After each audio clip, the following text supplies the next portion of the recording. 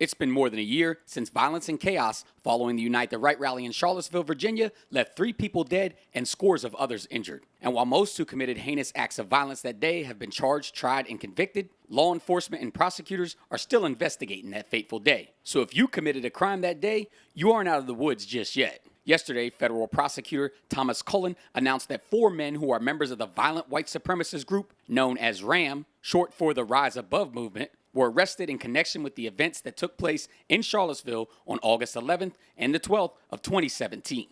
The federal criminal complaint, which was unsealed this morning, charges Benjamin Daly, Michael Masellis, Thomas Gillen, and Cole White, all 4 residents of California, with violations of the Riots Act and conspiracy to violate the Riots Act.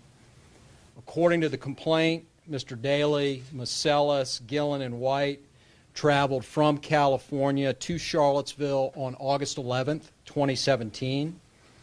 After these 4 men arrived in Charlottesville late in the day, early evening on August 11th, they participated in the Tiki Torch rally on the grounds of the University of Virginia, which culminated in violence against numerous UVA students and counter-protesters.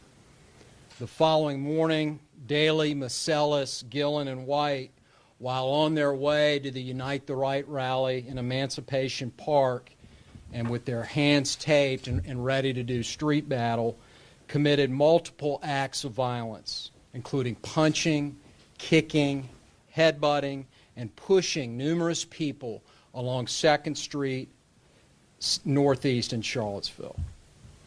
Among other victims on 2nd Street, these men assaulted an African-American man, 2 females, and a minister wearing a clerical collar. If convicted, each defendant faces up to 10 years in prison.